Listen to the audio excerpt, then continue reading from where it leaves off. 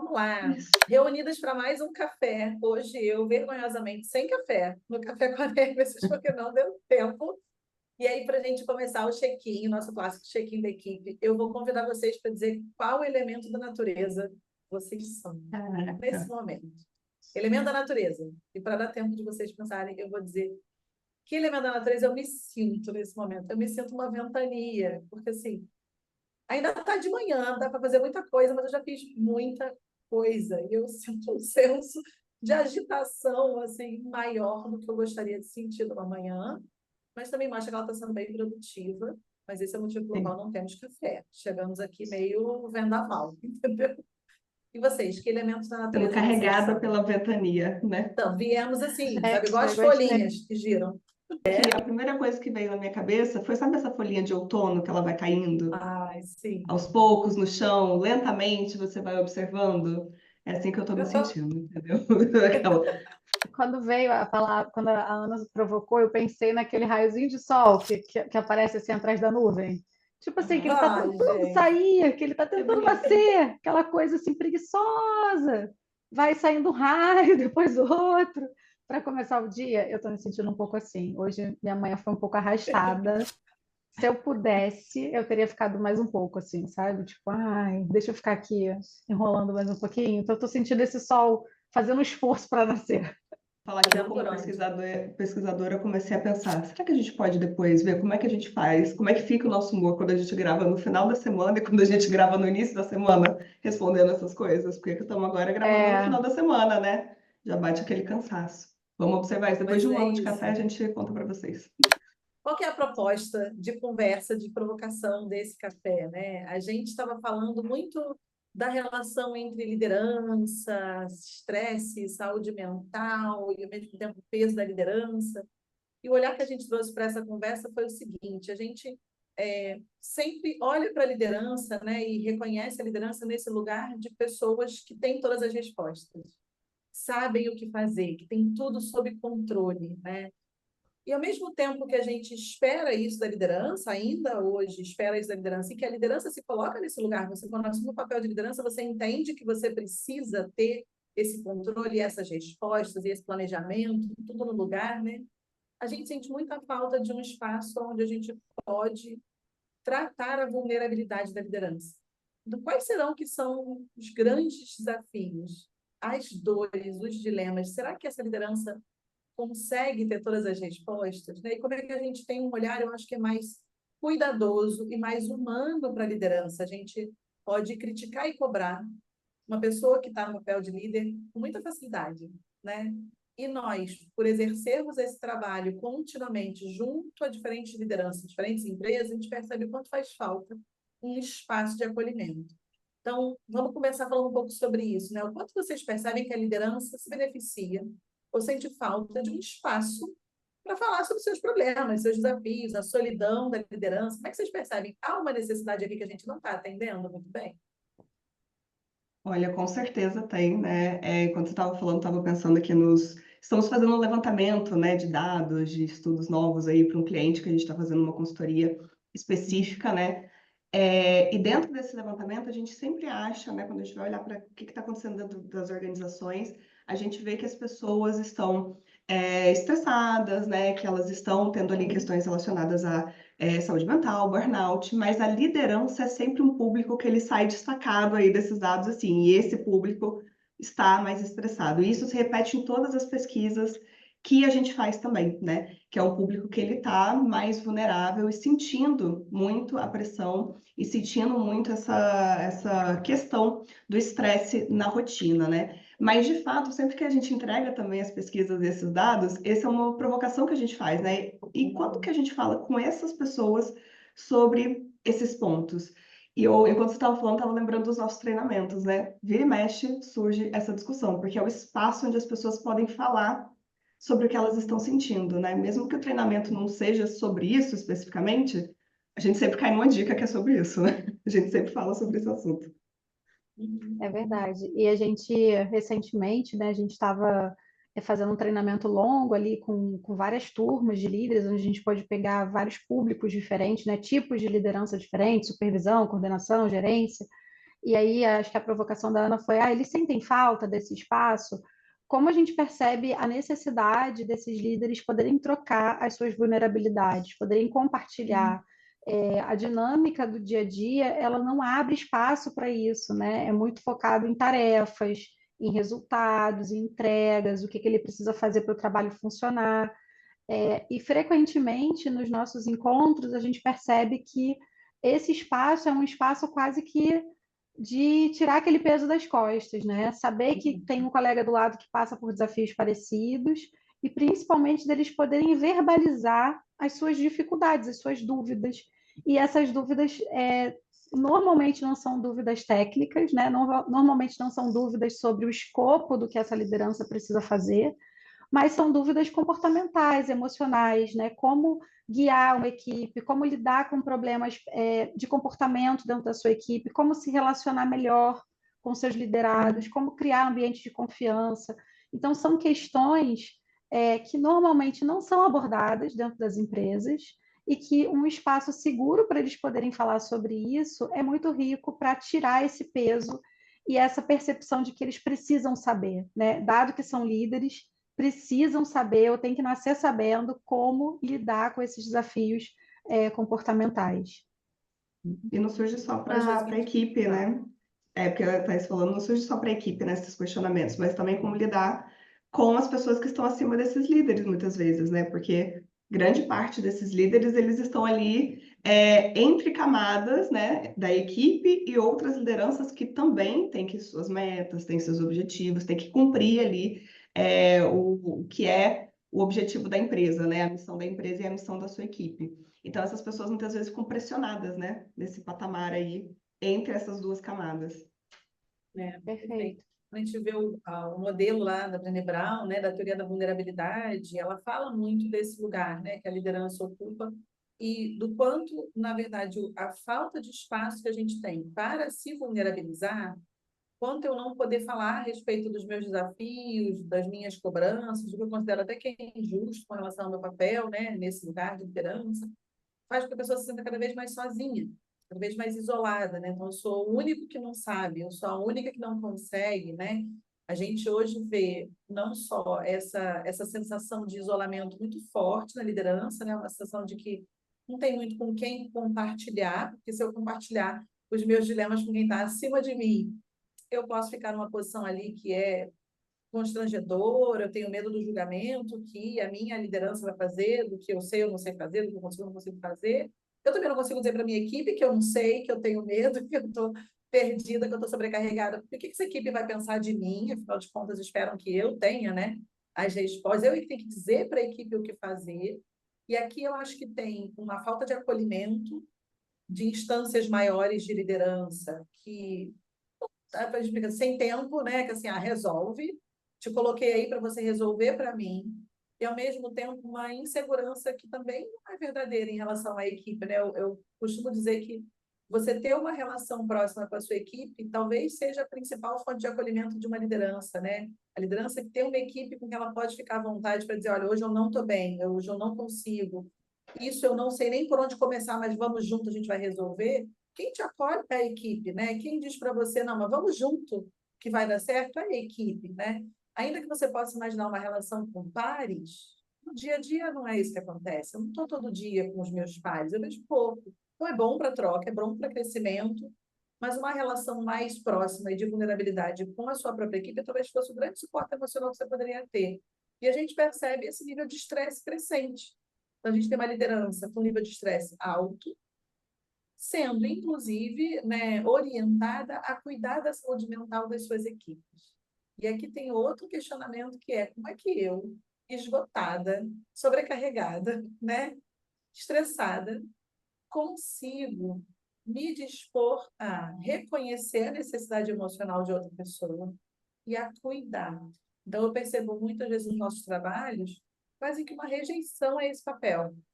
Você não tem condição de cuidar das necessidades emocionais, do estresse, das questões de saúde mental de outras pessoas, porque, não tenho formação para isso. E aqui tem um erro também de entendimento de qual é o papel da liderança, né? 2, falta de empatia, que é assim, não, isso aí já passei por isso. eu também tive que sobreviver. Então, eu, muito estressada, entendo que a vida é assim e que você precisa dar seu jeito também. Então, são limites que a gente esbarra e que eu me pergunto quanto essa sobrecarga da liderança prejudica o próprio exercício da liderança. Na hora que compromete empatia, compromete comunicação. Como é que vocês entendem também um pouquinho desse olhar, né? O quanto o estresse é gatilho para uma baixa performance de líderes. Eu acho que uma coisa que você falou dos medos, né, com relação a esse. Hoje se discute muito isso, né? O líder tem que estar preparado para lidar com as demandas emocionais, né, com questões ali de saúde mental das suas equipes e de si próprio, né? A gente não pode esquecer que ele também precisa cuidar da sua própria saúde emocional. É lógico que algumas empresas vão dar ferramentas, vão dar oportunidade para esse líder se amparar, né, ter amparo se ele for solicitado, mas no dia a dia ele também precisa gerir as próprias emoções, os próprios desafios. E um medo que aparece sempre no relato da liderança é: eu não quero, você falou da rejeição, né, desse papel, eu não quero, primeiro eu não sei como lidar com isso, segundo eu não quero. E um medo que sempre aparece é o medo de misturar as coisas. Eu não quero ter que lidar com as questões emocionais do meu time, porque eu não quero que eles confundam trabalho com vida pessoal, eu não quero me envolver, né? Tem que ter um limite até onde eu me envolvo com essa pessoa, porque senão eu vou perder o controle da situação. E acho que esse medo esbarra muito nessa questão da performance. Muitas vezes a gente explica para essa liderança que se você não se envolver, você vai ter perda de performance, né? Então, esse limite é um limite difícil mesmo de estabelecer, porque quanto mais a liderança estiver próxima do seu time, entendendo os seus desafios, o que eles precisam, tendo empatia, oferecendo o suporte que é possível, mais ele vai garantir que essa equipe está performando da melhor maneira possível, está conseguindo direcionar bem os seus recursos, né, inteligentemente fazer a priorização das suas tarefas. Agora, se ele está distante porque ele tem medo de se aproximar, isso acaba ficando um pouco nebuloso, né? Então, o que a gente sempre tenta desmistificar é essa separação entre saúde e performance. Ah, então eu quero que ele me entregue os resultados. Se ele não está bem, seja fisicamente, seja psicologicamente, eu não quero me envolver até certo ponto, né? Eu não quero me envolver nisso porque a parte que me compete são as entregas. E a gente vem, pouco a pouco, tentando mostrar para as lideranças que, olha, não tem essa separação, né? Se você não direcionar, se você não olhar para essa parte mais comportamental, mais emocional e da saúde, você necessariamente vai esbarrar num problema de performance. Essas coisas andam juntas, né? Então, é um pouco assim que eu vejo esse medo e essa dificuldade de entender qual é o papel dele nesse processo todo. Mas eu acho que a grande questão assim que a gente esbarra, né, que é curioso, que para o líder conseguir fazer esse trabalho com a equipe dele e conseguir que a equipe dele tenha saúde e performance e consiga atingir os objetivos da melhor forma, ele precisa trabalhar todas essas habilidades que a gente está falando aqui, que são habilidades socioemocionais. E se ele estiver estressado, como a Ana falou, essas habilidades elas não vão estar calibradas, vou dizer assim, né? Então, a comunicação não vai estar sendo feita da melhor forma, empatia não vai estar sendo processada da melhor forma, você não consegue ler as emoções dessa outra pessoa e se preparar para lidar com isso. Então, tem a tomada de decisão, né? Seja ali relacionada à equipe ou às metas, inclusive, que a gente fala bastante, está comprometida, né? Então, se esse líder ele está estressado, toda essa outra parte de liderança está comprometida também, que é uma percepção, né, que é muito difícil das pessoas fazerem esse deparo, né, porque a gente aprende que a pressão faz parte, que a gente está nesse lugar de liderança e a gente tem que lidar com isso mesmo, que a gente vai ter que fazer e não tem saída, e é assim, e quanto mais alto você estiver na liderança, mais estresse você vai ter, né? Então, muitas vezes eu percebo quando a gente faz os nossos treinamentos de liderança, né, as nossas trilhas mais completas, que a gente tem o diagnóstico né, da liderança e depois o treinamento. Nesse diagnóstico a gente mede estresse, né? E às vezes as pessoas chegam na mentoria, que também faz parte aí da nossa trilha, e a gente começa falando assim, olha, eu vi que os seus níveis de estresse estão altos, vamos falar sobre isso? E nem sempre essa é a prioridade deles, né? Então a gente às vezes Não costuma demora. ser. Não costuma ser. Essa chavinha demora a virar, e é a primeira coisa que a gente vê, né? Porque esse é o nosso olhar. A gente fala assim: olha, você não vai conseguir melhorar nas outras habilidades socioemocionais que estamos medindo aqui, se antes a gente não trabalhar o seu próprio estresse, né? Se antes a gente não controlar essa camada aqui, que é uma camada sua, que depois vai te permitir trabalhar melhor com as suas equipes, né? E isso vira uma bola de neve, né? Porque onde que para, né? Em que momento você vai parar? Então, você está vendo que você tem equipes desengajadas. Se você vai olhar como estão os líderes, eles estão super estressados, né? E também, às vezes, desengajados dentro do próprio trabalho. E isso se retroalimenta. Líderes estressados têm menos habilidade socioemocional, então ele vai lidar, né, com a equipe, com as metas de uma forma menos eficiente, Uhum. que faz com que ele fique mais estressado, e isso vai indo, e vai indo, e vai indo. Em que momento que a gente consegue intervir, né? Aonde a gente para esse ciclo? E é bem bacana que a gente percebe, né, inclusive em alguns dados que nós mesmos já analisamos aqui internamente, essa relação direta, né, entre o nível de estresse do líder e as suas práticas de liderança que acabam gerando uma equipe também insatisfeita, improdutiva, desengajada, e isso vai gerando conflitos que vão ficando cada vez mais difíceis de serem resolvidos. E o líder, por sua vez, ele entende que a única forma, então, de fazer com que aquela equipe entregue é pressionando, porque ele já está num nível de estresse tão alto que ele não tem condição de refletir sobre as estratégias que ele está utilizando e se teria um outro caminho que não o caminho da pressão, né? Não o caminho do controle, do ficar ali quase que num embate com a sua própria equipe, né? E aí acho que o que a Ana falou é muito importante, que é assim, a melhor forma de você desfazer esse ciclo é criando um vínculo, né, uma relação amigável, harmoniosa com a tua equipe, porque isso reduz o nível de estresse da liderança e da própria equipe. E aí tudo flui de uma forma muito mais fácil quando isso acontece e quando isso é sustentado, né? Quando isso é algo que faz parte ali da cultura daquele time, quiçá da própria empresa, né? A gente tende a olhar para o estresse como uma coisa que ficou muito alienada, né, dessa pauta, dessa discussão.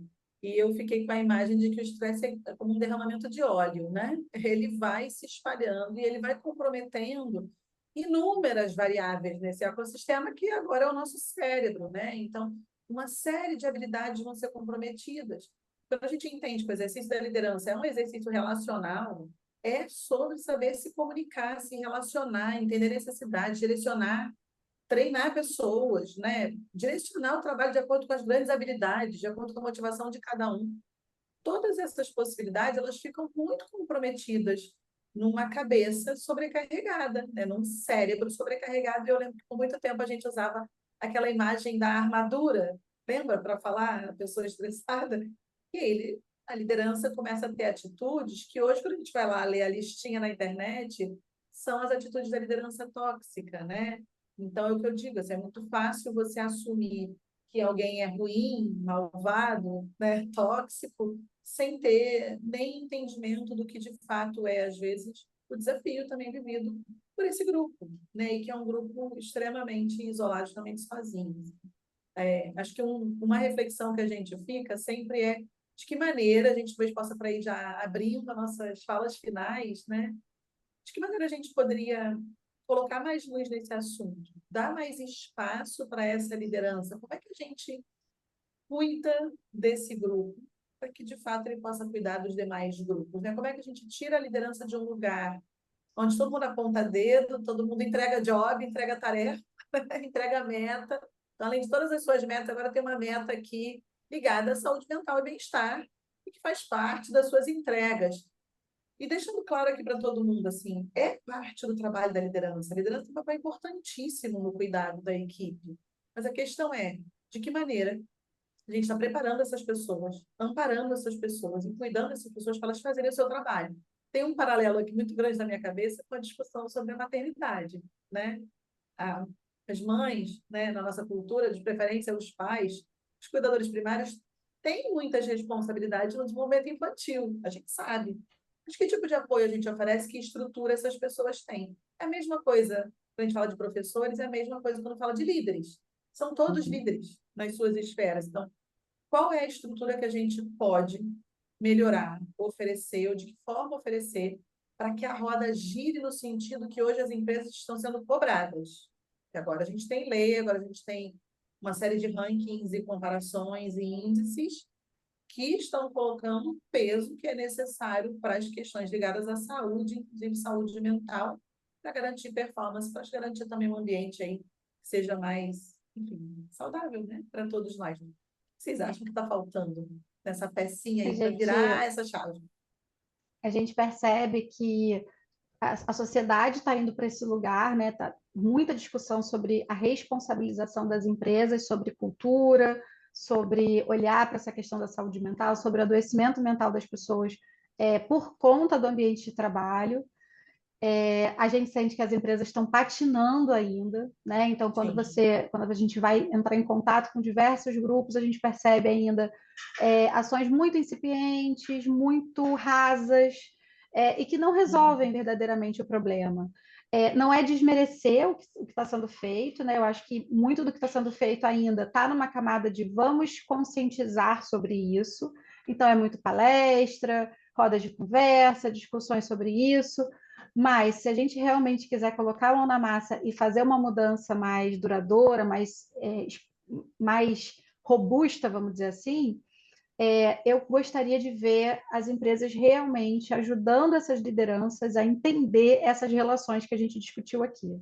Né? O que é o estresse, como é que o estresse afeta a sua vida, a sua rotina, como é que ele afeta o seu comportamento, o comportamento da sua equipe, e como é que você lida melhor com isso, porque, de novo, não estamos propondo que teremos uma vida sem estresse, né? A gente fala isso há 20 anos. Não há uma vida sem estresse, todo mundo vai ter estresse para lidar. Mas como que a gente capacita esses líderes para lidar com isso de uma forma mais saudável e ter mais empatia com as suas equipes para que também ajude eles a ter uma rotina que ela pode ser estressante até um certo grau, mas ela não é tóxica, né? Não é aquele estresse corrosivo que está minando, que é o que a gente, infelizmente, tem visto ultimamente.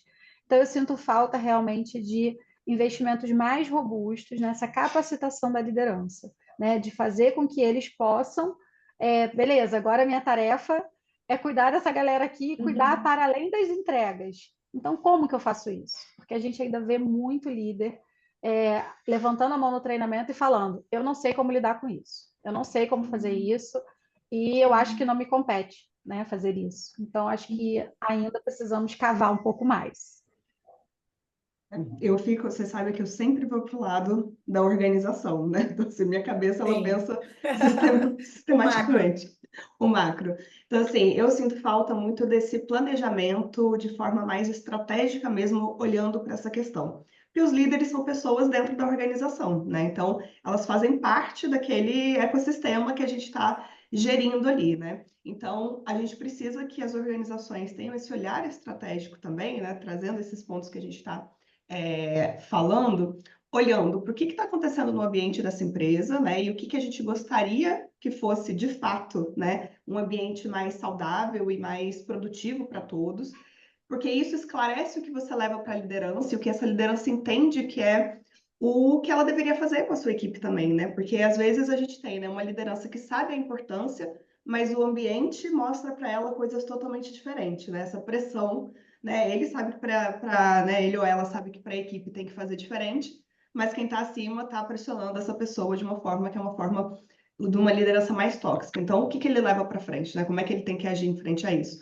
Então, a organização tem um papel muito importante de manter, vamos dizer assim, né, as boas práticas e fazer isso de forma periódica, né? Isso que a Thaís falou é super importante, assim, precisa treinar essas lideranças para ter autogestão, treinar essas lideranças para liderarem melhor, mas isso não é uma coisa que a gente faz uma vez e depois a gente só volta a falar nisso no Setembro Amarelo, né, que acabamos de passar por ele, ou Janeiro Branco, né? A gente precisa falar sobre isso constantemente, porque as coisas mudam. Então, a gente enfrenta hoje questões que nos trazem estresse no trabalho que a gente não tinha anos atrás. Então, como que a gente faz isso? A gente volta no beabá, né, e ajuda essas pessoas a lidarem com essas questões e vai treinando elas conforme a gente vai atualizando esse treinamento, né, conforme elas forem enfrentando os novos desafios. Então, acho que esse olhar contínuo e estratégico para o ambiente, para as pessoas e para o papel da liderança e o que a liderança tem que fazer dentro desse conjunto, né? Perfeito. E a minha visão fica muito no lugar de que a gente ainda hoje enxerga desenvolvimento humano e saúde como áreas separadas, né? Estruturalmente elas são separadas. E aí é o dilema que a gente enfrenta. A gente fala há anos sobre a importância de se treinar certas habilidades, muitas habilidades de inteligência emocional, inclusive, para que as pessoas possam ter uma rotina e uma relação mais saudável, mantendo performance. E o que a gente percebe é que tem um gap, não tem ninguém que cuida disso exatamente, né?